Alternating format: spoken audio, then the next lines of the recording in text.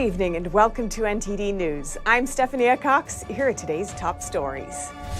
In a bid to ease the burden of rising gas prices, President Biden today announced the biggest ever release of U.S. emergency oil reserves. What will the long-term impacts be, and will it lower gas costs in the near future? As Hunter Biden's banking records reach the Senate floor this week, some are saying Hunter Biden may have broken quite a number of laws. NTD takes a closer look into what's at stake. The State Department is offering the X gender marker on passports. Americans can begin to apply April 11th without having to show any medical documentation. The January 6th defendant took his own life in February. He went to the Capitol that day and was later charged with a felony for a crime he said he didn't commit. His aunt spoke to NTD's The Nation Speaks.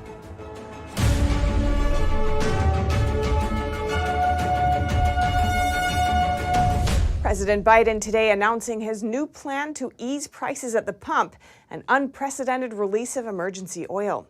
The plan is to release 1 million barrels every day for the next 6 months. Here's NTD's Melina Weiskup with the details.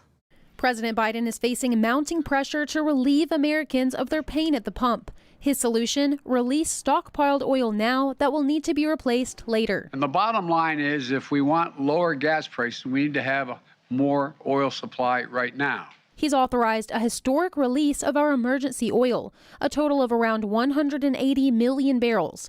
That's 1 million barrels per day to be released over the next half year. So how much will it help you, and how soon could you expect to get some relief? Experts say it will lower the price by cents, but it could take some time to see this $4 national average get lower.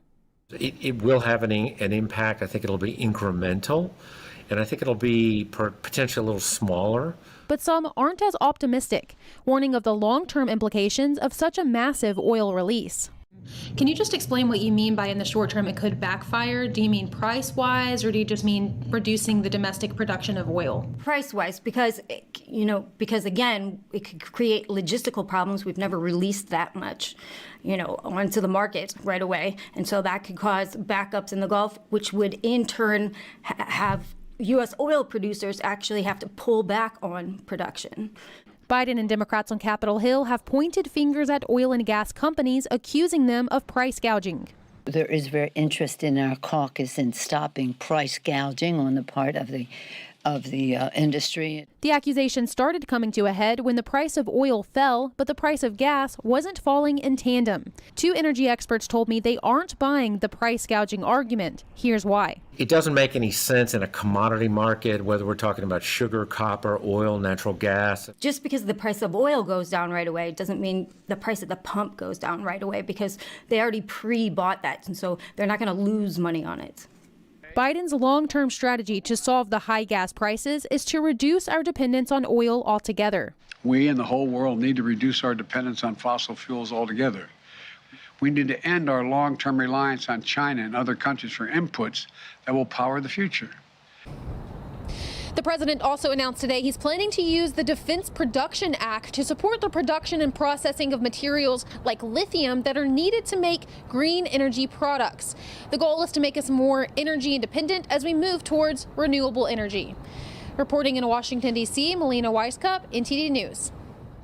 Drivers are not the only ones hurt by high oil prices. Farmers who use a lot of diesel fuel are also feeling the pinch.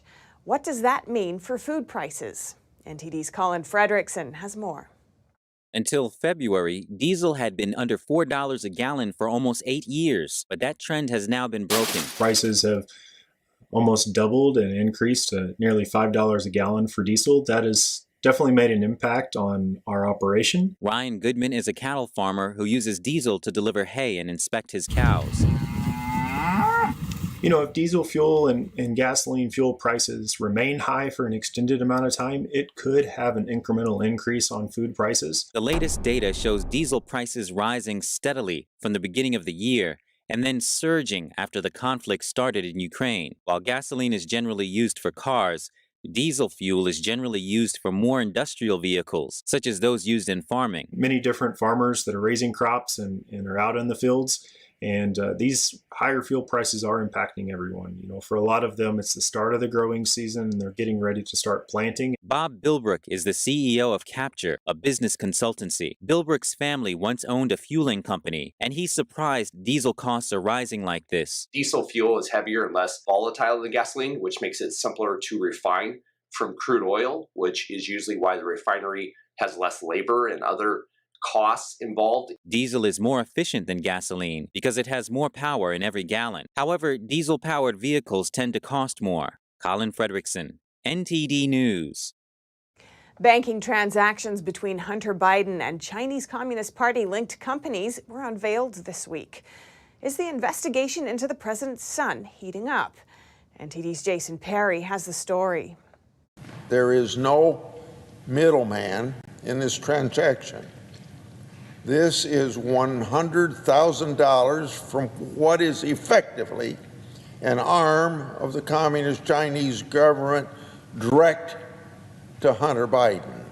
This week, Senator Chuck Grassley and Senator Ron Johnson presented newly released banking records on the Senate floor, which show specific million-dollar transactions made from CEFC China Energy to Hunter Biden. CEFC China Energy, like many other large companies in China, had a Chinese Communist Party cell within the company.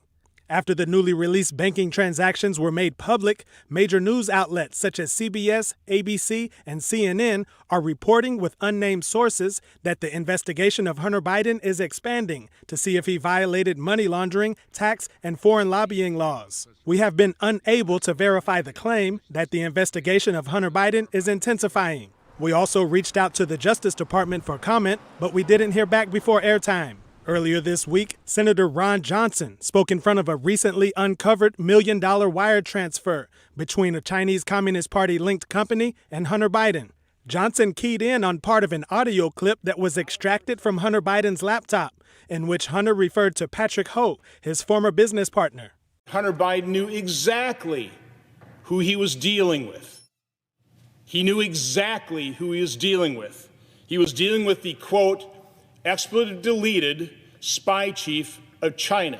Now, that fact should alert the media and our Democrat colleagues to seriously consider the implications the Biden family's vast web of foreign financial entanglements have in the conduct of this administration's foreign policy and our national security, but I'm not holding my breath.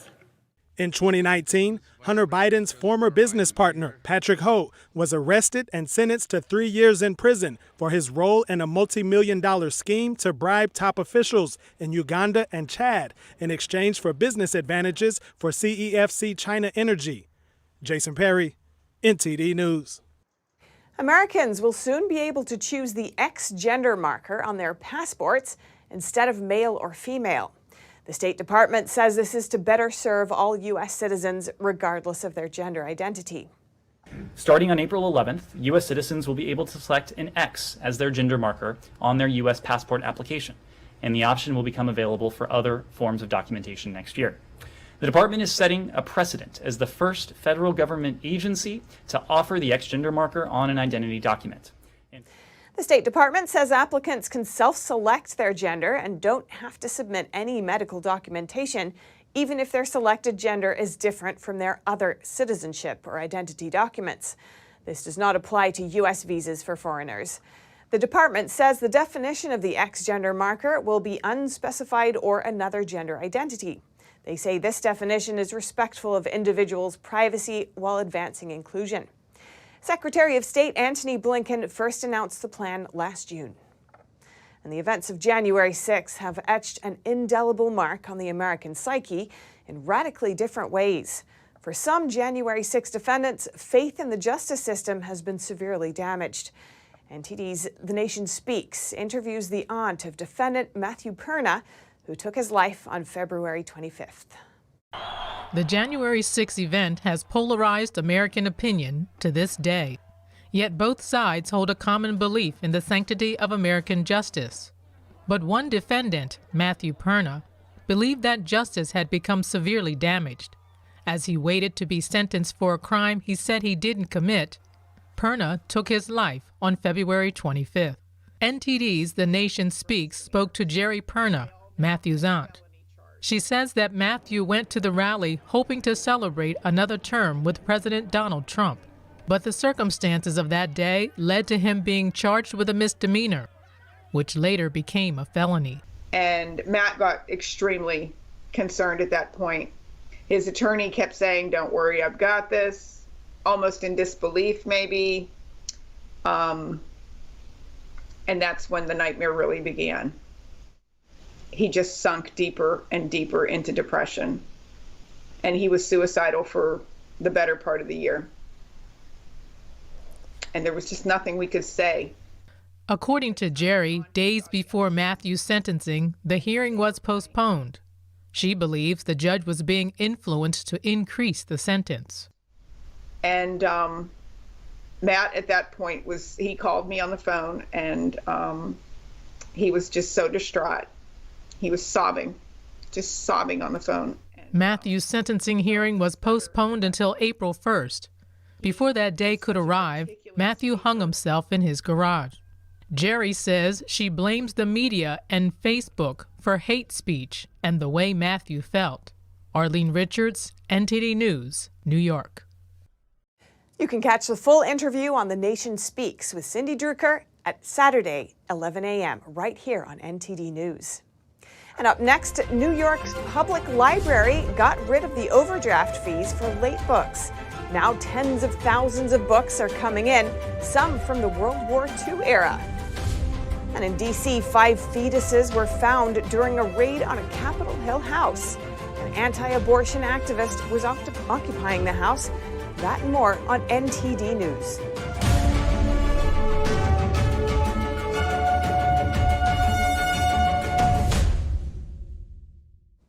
Have you ever borrowed a book from the library but then forgot to return it? Besides the guilt of returning it long after it's due, there's also an overdraft fee. For one reason or another, some books simply don't get returned at all. Well, New York's public libraries found a solution to that. NTD's Arians Pazdar has more from one of the libraries. Last fall, New York's public libraries got rid of their overdraft fee for borrowed books. After that, tens of thousands of books started to come back. Some of them were borrowed decades ago. We've got some books that were due back in the 50s, so somebody checked these books out, and at this point, 70 years ago. Billy Parrott is the director of one of New York's public libraries. He accepts the fact that the library lost $1 or $2 after getting rid of the fines. He just wants to fill the empty spots. I'm of the mindset of putting people over profit. So there is, if we have fines, there is some revenue generated from that. But the most important thing we do is offering these resources to the public. The overdraft fee used to be 25 cents per day, but was capped at $12 max. So was it really the money that hindered people from bringing the books back? I think sometimes subconsciously when somebody realizes that they've kept a book past, longer than they're supposed to, there is that kind of like guilt. And we would just want people to realize that we understand things happen. He also showed me some of the books that haven't been back at the library for decades. So this was a book that was due back in May of 1976. It's a book on how to double your child's grades in school. Some of the information might be good, but this might be more of a historical book now. Again, the information on here is probably outdated. If you have a book to return but feel guilty about doing so, you can also just send it through the mail. Arians Pazdar, NTD News, New York. With so many jobs available, getting hired is supposed to be easy, but not if you start by failing the drug test. A new study shows positive drug tests among U.S. workers are at their highest level in decades. NTD's Phil Zoe has the story. Positive rates for marijuana went up 9% from 2020 to 2021, and positive drug tests overall are at a 20-year high. 2 out of 3 American adults struggle with loneliness. It's the fastest growing epidemic on our planet. I spoke with human connections expert Uni Turretini. She says the CCP virus pandemic only made things worse. So there's a lot of disconnection, there's a lot of distrust, and distrust fuels loneliness, which again fuels addiction. Ira Wolf runs a recruitment firm that helps hundreds of companies hire new workers. I'm not sure we would be talking about it if there weren't labor shortages. Wolf says every time we are short on workers, employers lower the bar and lower the screening requirements. Each time we've already lost two of our big clients because they've said, we just can't afford to test anybody. We're going to essentially hire warm bodies and people who can fog a mirror. Wolf says many companies still have zero tolerance for drug use, but it's getting hard because drugs like marijuana have been legalized in up to 18 states now. And I think it's always better and more satisfying for each one of us to have connection with other people than with substances. Positive rates for cocaine use also went up by 5% from 2020 to 2021. Phil Zhou, NTD News, New York. Police say they made a shocking discovery in Washington, D.C. during a raid this week. They confirmed that they found 5 fetuses in a home they say was occupied by an anti-abortion activist. The D.C. Office of the Chief Medical Examiner collected the remains. Local Washington, D.C. station WUSA 9 reported on the incident. They say the home was occupied by anti-abortion activist Lauren Handy. She was reportedly indicted by a federal grand jury on Wednesday, along with 9 other people. She's accused of felony conspiring against rights because she was allegedly part of a blockade inside a D.C. abortion clinic in October 2020. Handy founded the anti-abortion group Mercy Missions and reportedly has a history of legal issues. During a discussion at the Heritage Foundation, one gentleman explained a popular picture that many have seen on the internet. The picture supposedly shows the difference between equality and equity. NTD's Jason Perry has the story. If you're in a classroom, for example... Ian Rowe is a senior fellow at the American Enterprise Institute. He's also the co-founder of Vertex Partnership Academy, which is a new network of high schools in the Bronx. In a discussion at the Heritage Foundation, he explained critical race theory by alluding to a popular picture many have seen on the internet. In the picture, 3 people of different heights are watching a baseball game. The picture supposedly shows the difference between equality and equity. Marxist ideology is from each according to their ability, to each according to the need. And so who is this person that is, or who is this government who's deciding, well, you have the privilege, and so therefore I'm going to take away resources from you. In the equality frame, each person gets a box, but not everyone can see the baseball game on one box. And in the equity frame, the boxes are rearranged so each person can see the game. He explained what's behind this concept of equity. He then explained what is wrong about the idea. If you're in a classroom, for example, if you've got 20 different learners, you have to differentiate instruction so that each child does get different kinds of support, but not for the purpose of achieving an equal outcome, but ensure that each child has access and an equal opportunity. And that's where the critical race theory, in my view, ideology just completely falls down. You can't achieve equal outcomes unless you're somehow got some overwhelming force, a neo-Marxist force, that's making these decisions. And that's the antithesis of what we want to build in our country. A phrase he used when he was running for school board was equality of opportunity, individual dignity, and our common humanity. He says it gives courage to others. Jason Perry, NTD News. And in the state of Illinois, people are voting with their feet. Recent census data shows that Illinois follows only New York and California in population loss due to outmigration.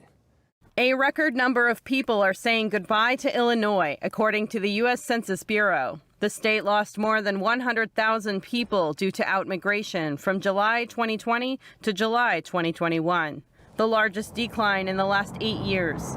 Bryce Hill, senior research analyst with the Illinois Policy Institute, explains why. The overwhelming majority do so for labor and housing market related reasons. Compared to other areas, buying a house in Illinois is comparably more affordable.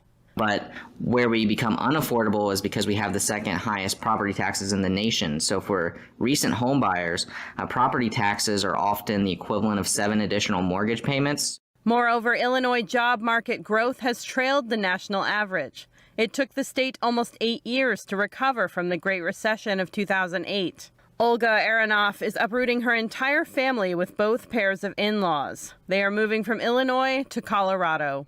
We're graduating Illinois as a family, personally, economically, and politically. On the personal side, Colorado has been the family's favorite vacation spot, but that's not the only reason they're leaving.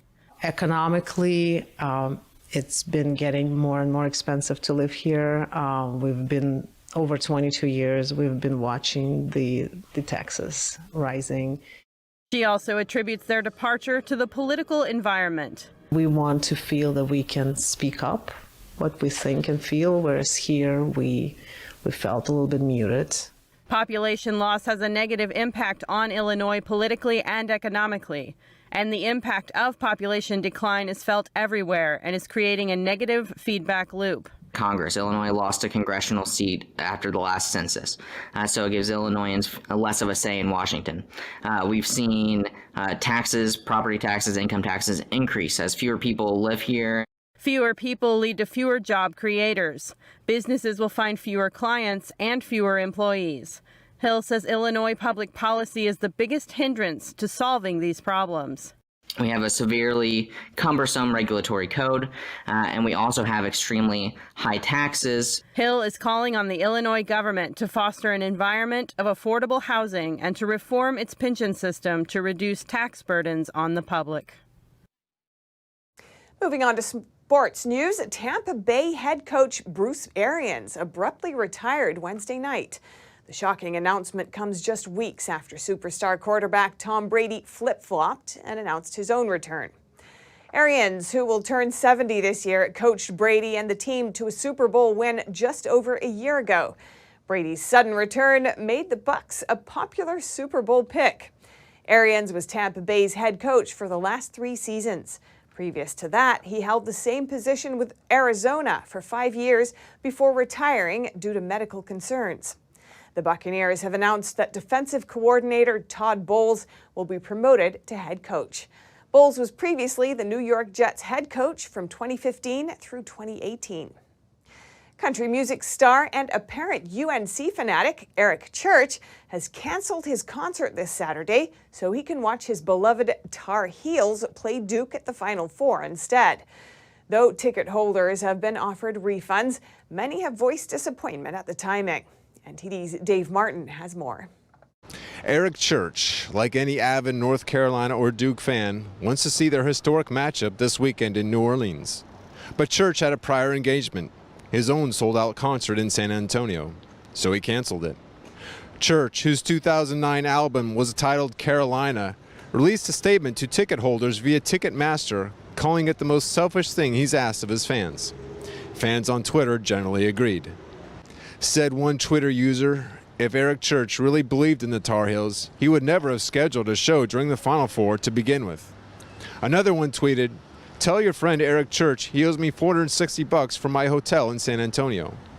Yet another one pointed out that Foo Fighters lead singer Dave Grohl once broke his leg during a concert, yet still finished his performance, while Church canceled his because he wanted to watch a game.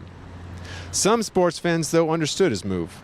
Said one such fanatic, the opportunity to watch your alma mater destroy your archenemy at the worst and most injurious possible time only comes once in a lifetime. The confluence of events that placed the first ever Duke-Carolina matchup in the NCAA tournament on the grand stage of the Final Four in what could be Coach K's last game has made this a must-see event. Dave Martin, NTD News, New York. Amid the war in Ukraine, the Union of European Football Associations, or UEFA, has stripped Russia of hosting this year's Champions League soccer final in St. Petersburg and banned Russian teams from European competitions. But Russian soccer authorities say the teams and their fans should not be punished over political affairs. NTD's Chenny Wu has the story. At the FIFA Congress on Thursday, President Gianni Infantino said that he hopes the conflict in Ukraine can end soon. And he also brought up Russia's exclusion from the World Cup soccer tournament. We had to suspend Russia and Russian teams from participations. It's not an easy decision, of course not, because it's about people who love football. UEFA President Alexander Chefrin declined to answer questions about Russian soccer. In response, Russian soccer administrator Alexei Sorokin says that soccer teams should not be held responsible for their country's political decisions. He also expressed disappointment that the hosting of this year's Champions League final had been taken away from St. Petersburg. What does Russian football have to do with all this? Or what has Russian football done wrong? Russian soccer clubs and national teams have been suspended from FIFA and UEFA competitions due to the war in Ukraine and denied the chance to qualify for this year's World Cup finals through the European playoffs. We were preparing for the Champions League final and it was taken away. And again, we deeply regret that. There is a whole team of my colleagues who spent 3 years of their time preparing the best Champions League final. The Russian Football Union has appealed the suspension to the Court of Arbitration for Sport in Lausanne, Switzerland. Chenny Wu, NTD News. The state of California is looking to pay farmers not to plant thousands of acres of land as part of a $2.9 billion plan. The goal is to help restore the habitat in one of North America's largest estuaries. State, federal officials, and several water agencies signed the agreement on Tuesday, which would result in 35,000 acres of rice fields left unused. According to the California Rice Commission, this is about 6% of California's annual crop. The Bay Delta Water Quality Control Plan aims at letting more water flow through the state's major rivers and streams. This, combined with other measures, can increase water flow through the Sacramento-San Joaquin River Delta up to an extra 824,000 acre-feet of water per year. 1 acre-foot of water is more than 325,000 gallons, usually enough to supply 2 households a year. Some environmental groups are in opposition. The Associated Press reported that, according to Doug Obeji, a senior attorney for the Natural Resources Defense Council, the extra water would be about half of what state regulators previously said was needed to fully protect the environment. The agreement was negotiated privately between the Newsom administration and some of the state's biggest water agencies, AP reports. The funds will come from state and federal governments and the water agencies. Coming up after the break, a convoy protesting presidential emergency powers is now turning its focus to where it started, California. This time, the convoy has a different goal in mind. And an ex-member of the Manson family was denied parole again by the California governor. More in just a moment here on NTD News.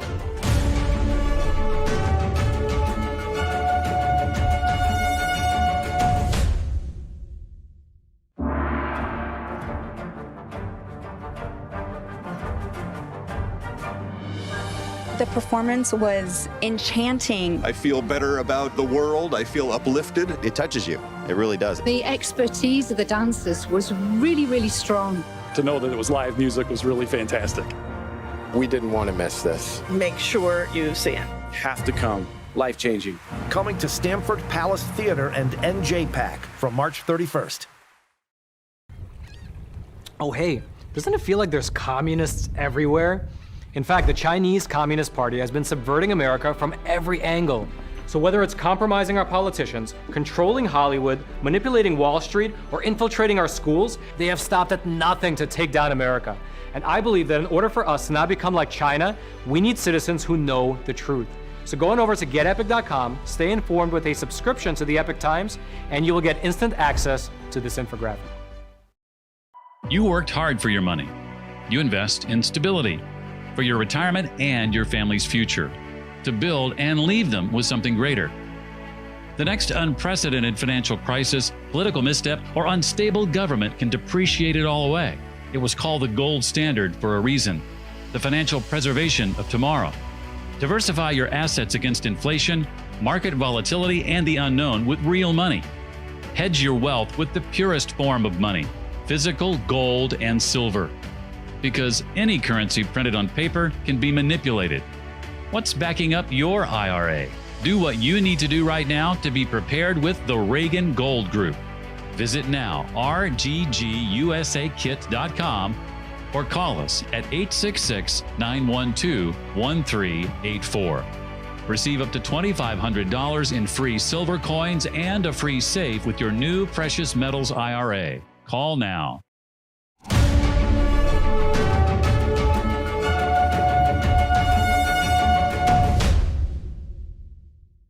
The People's Convoy, a group of truckers that set off from California, is on its way back.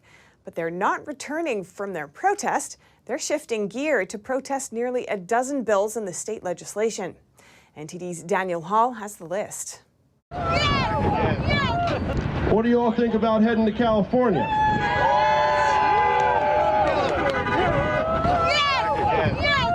Truckers protesting the Biden administration's reluctance to give up its pandemic emergency powers are now heading to California.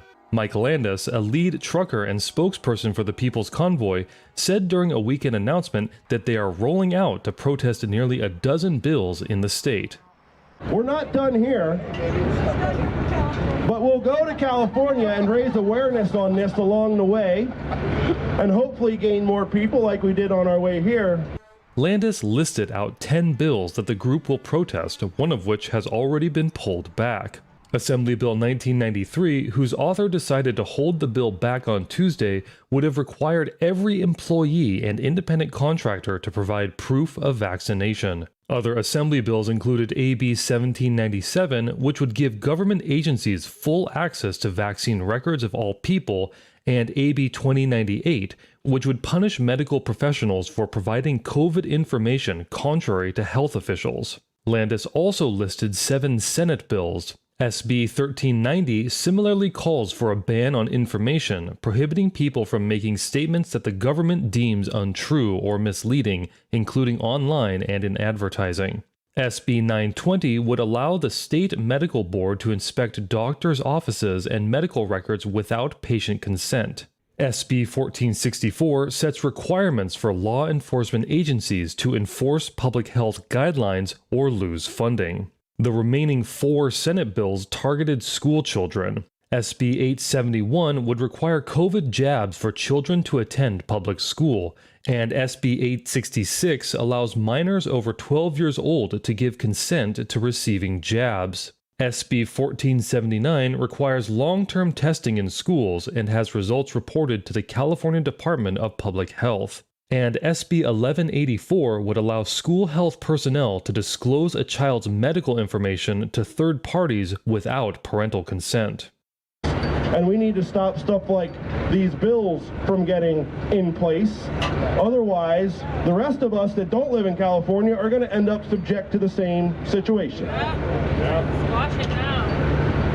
So the problem with this is these bills aren't very well known. The 9 bills that are still active are up for vote next week. This is a type of nonsense that creates a tyrannical government. This is a type of nonsense that's going to keep us from being free people. Landis summarized the truckers' mission as opposing government tyranny.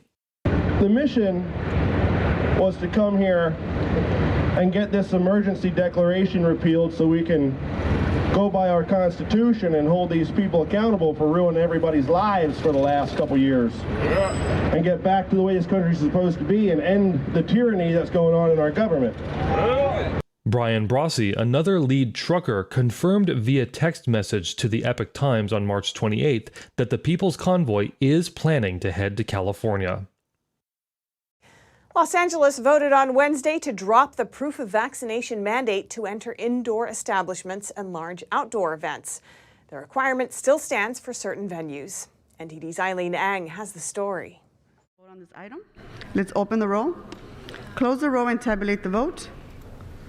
13 ayes, 1 no. The Los Angeles City Council voted 13-1 to remove the proof of COVID-19 vaccination mandate for indoor facilities after seeing a lower infection rate. Council President Nuri Martinez introduced the motion. Individual businesses can still decide whether or not to require proof of vaccination from patrons. Councilman Mike Bonin was the only one who opposed. At a city council meeting last week, he said he was concerned the virus would spread again. I know it feels like we're out of the woods. It feels like we're all going back to normal, but there's new variants and new strains all the time. This BA2 is spreading, and we really don't know what the variant a month from now or 2 months from now are. And so for me personally, I'd like to see us keep the vaccination requirement. Previously, the mandate required those 12 and older to show proof of vaccination to be in indoor restaurants, gyms, recreational facilities, personal care establishments, and some city buildings. It was also required for outdoor events with 5,000 or more people. Workers at healthcare facilities will still need a vaccination verification or a negative test. The measure would take effect as soon as the mayor signs it. A former follower of Charles Manson was recommended for parole for the 5th time recently. She's imprisoned for her involvement in a murder of a husband and wife nearly 50 years ago. While her lawyer says her record is spotless, Governor Gavin Newsom denied her on Tuesday. NTD's Jason Blair has that story. Former Manson family member Leslie Van Houten was denied parole again on Tuesday by California Governor Gavin Newsom. The ex-follower of Charles Manson is serving a life sentence for her involvement in the murder of a Los Angeles grocer and his wife in 1969. Newsom said in his parole review that Van Houten currently poses an unreasonable danger to society if released from prison at this time. This is the 5th time that Van Houten has been denied parole by a California governor. Van Houten's lawyer, Rich Pfeiffer, argued that his client has a spotless disciplinary prison record and accused Newsom of making a decision based on concern for his political future. The Manson family was led by Charles Manson and is often described as being a cult, commune, and gang wrapped up in one. The group was responsible for numerous murders, including Hollywood actress Sharon Tate.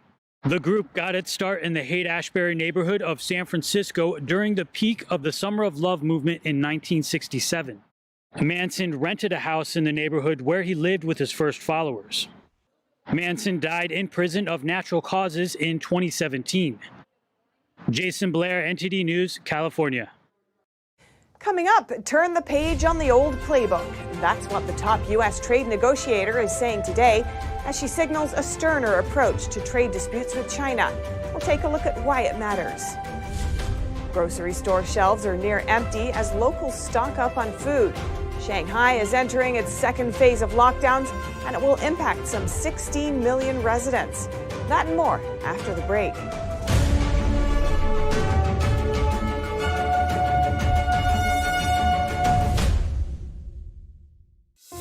The Nation Speaks, we don't just scratch the surface. We want to go wide and deep.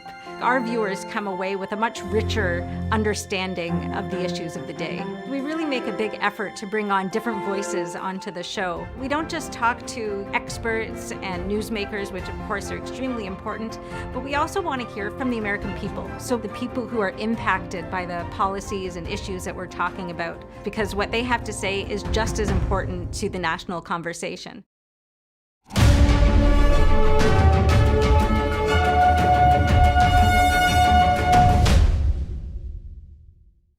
In China, Shanghai is entering the 2nd phase of its lockdown. They'll lock down the western part of the city, which has around 16 million residents.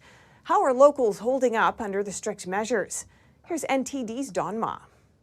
This is the most severe lockdown in China since 2020. Empty streets, roads, and freeways are reminiscent of when the city of Wuhan went into lockdown. Similar things are happening again in Shanghai. Residents emptied shelves and hoarded groceries ahead of the lockdown. Long lines formed at some supermarkets in the Puxi area. And those who didn't stock up are suffering. An international student currently stuck at home says he's running low on food. Let's take a look at my supplies. I still have some cereals left, not much, but from fruits I only have this lemon. I have some flour, but unfortunately the milk is expired, so I can't make pancakes, maybe with water. So my supplies are extremely scarce. Like, I feed mostly on things that have been left by my roommates, previous roommates who moved out and they forgot to throw away, like some, leftover pasta, like that was left in a bag, or some old instant noodles, those kind of things. There are very few people out and about in the city of 26 million, as most are trapped in their homes. And you are like in a cage. I just woke up and my compound was surrounded with the fence, and that's it. There was no announcement. There was no warning, no information, nothing. By Wednesday, the third day of the lockdown, some 9 million people had to undergo mandatory virus testing. When they do the PCR test, they just like hit your door and yell something in Chinese, which I don't even understand. Like once they did it at 1 a.m. in the morning, so I got really scared, like at night. The lockdown is in 2 phases to limit disruptions, but still many businesses were shuttered. Volkswagen said Thursday will halt work at its factory between April 1st and 5th. Tesla will also reportedly continue to suspend factory operations. Locking down a major city like Shanghai full scale would result in a 4% reduction in China's GDP, or a loss of over $700 billion, according to some economists at several Chinese universities. Don Ma, NTD News. The top U.S. trade representative says it's time for the U.S. to play offense by pushing back stronger against China's unfair trade practices. Here's Catherine Tai testifying before the Senate Finance Committee earlier today. It is high time for us to turn the page on the old playbook with respect to China.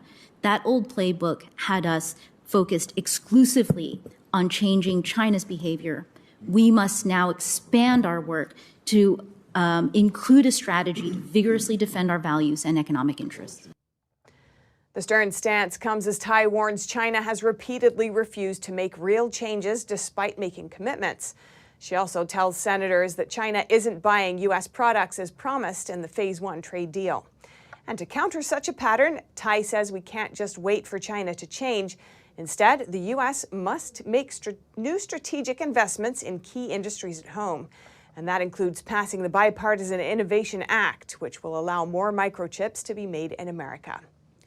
And the Department of Justice on Wednesday unsealed charges against a Chinese citizen accused of spying on Americans as part of a repression campaign dubbed Operation Fox Hunt. He was allegedly acting on behalf of the Chinese Communist Party. NTD's Chenny Wu gives us the details. The Department of Justice on Wednesday unsealed charges against a Chinese national accused of working as an unregistered agent of the Chinese Communist regime. Sun Huoying is alleged to have spied on at least 35 individuals in the U.S. and relayed the information that he collected to the Chinese Communist Party from 2017 to 2022. Many of Sun's victims were American citizens of Chinese heritage who have been in the U.S. for years. He allegedly relied on private investigation firms and a New York law enforcement officer to conduct his covert activities. One of his victims, a pregnant woman, was forcibly detained for 8 months while visiting China. Prosecutors said Sun's activities were part of Operation Fox Hunt, a CCP initiative begun in 2014 to forcibly repatriate Chinese dissidents and other alleged fugitives back to mainland China, or coerce them into paying financial settlements to the regime. Sun is currently at large in mainland China.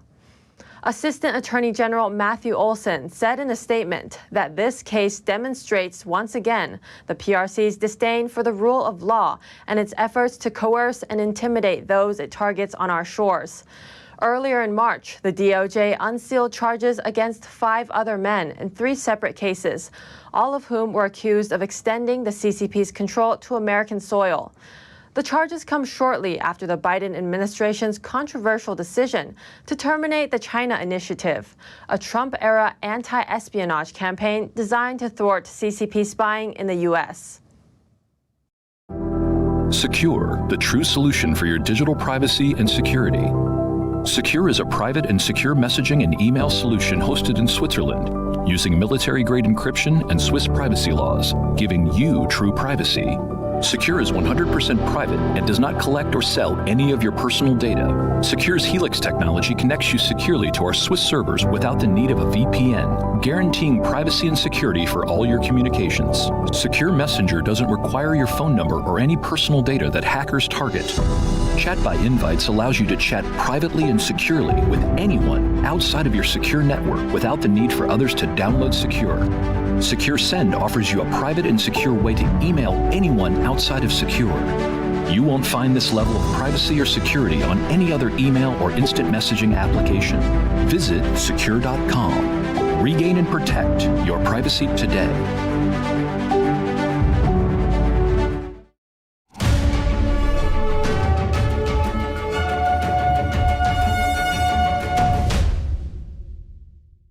The head of Britain's intelligence agency says that Russian President Putin has massively misjudged the situation in Ukraine. He noted poorly equipped Russian soldiers with low morale and said Putin's advisors are too scared to tell Putin the truth. On a visit to Australia, the spy chief also said that the close relationship between Russia and China might not last very long. NTD's Lorraine Ferrier brings us this report. The head of Britain's GCHQ intelligence agency said Russian President Putin's advisors are scared to tell him the truth about the progress of his Ukraine invasion. In a rare public address during a visit to Australia, Sir Jeremy Fleming said Putin had massively misjudged the situation. It's clear he's misjudged the resistance of the Ukrainian people. He underestimated the strength of the coalition his actions would galvanise. He underplayed the economic consequences of the sanctions regime. And he overestimated the abilities of his military to secure a rapid victory.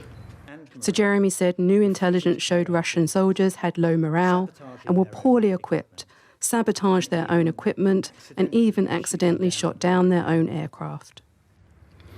And even though we believe Putin's advisors are afraid to tell him the truth, what's going on and the extent of these misjudgments must be crystal clear to the regime. He said what Putin had achieved was exactly what he was trying to avoid: a Ukraine with a renewed sense of nationhood, a more united NATO, and a global coalition of nations that condemn his actions. But in any event, it all adds up to the strategic miscalculation that our leaders warned Putin it would be. It's become his personal war, with the cost being paid by innocent people in Ukraine and increasingly by ordinary Russians too.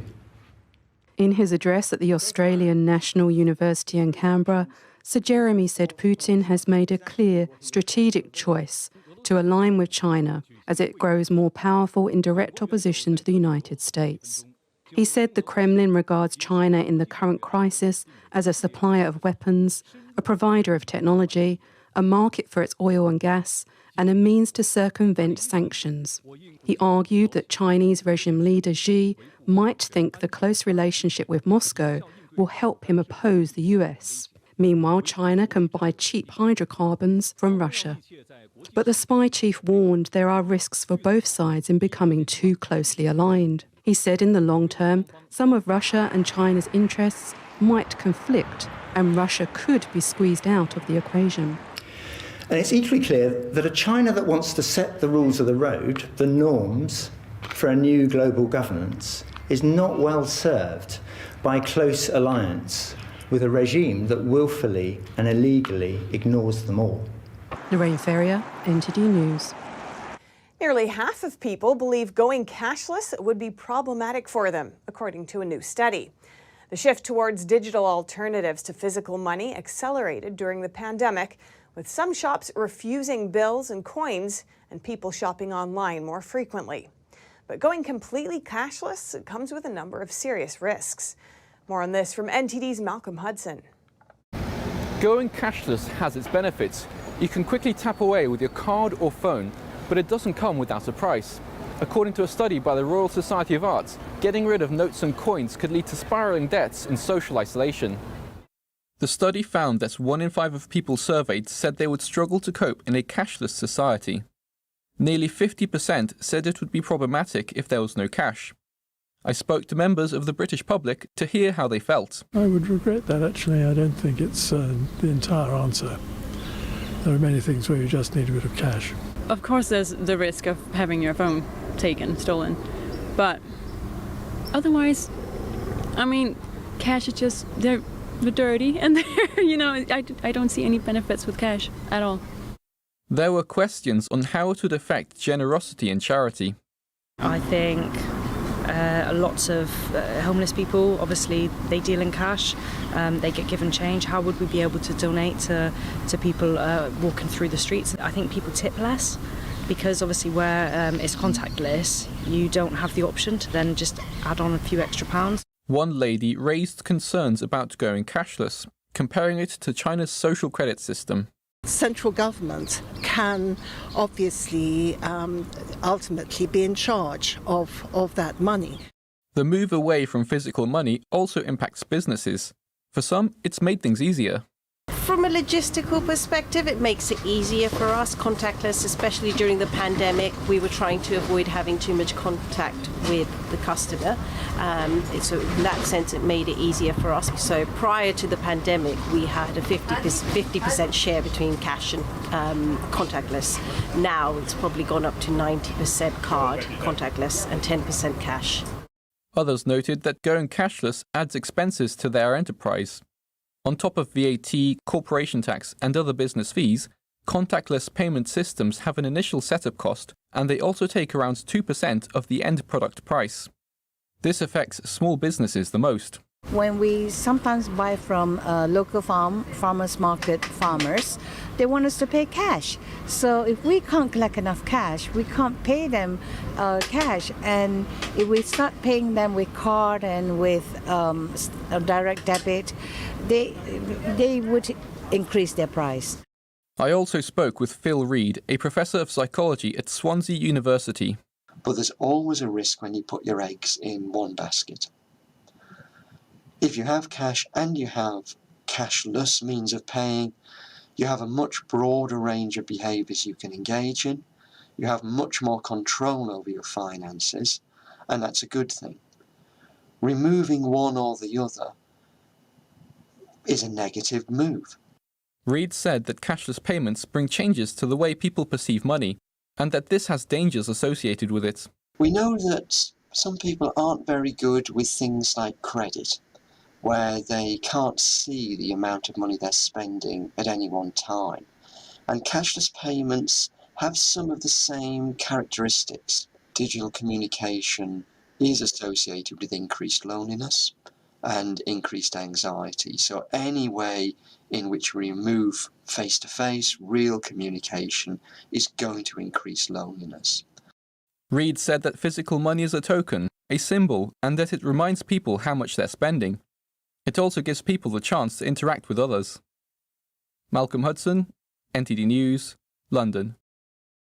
Monarch butterflies have seen a decline in their population in recent years. A Southern California city is now setting up a new garden to change that. The goal is to give the black and orange butterflies new places to make more fluttering families. NTD's Cynthia Kai has the story.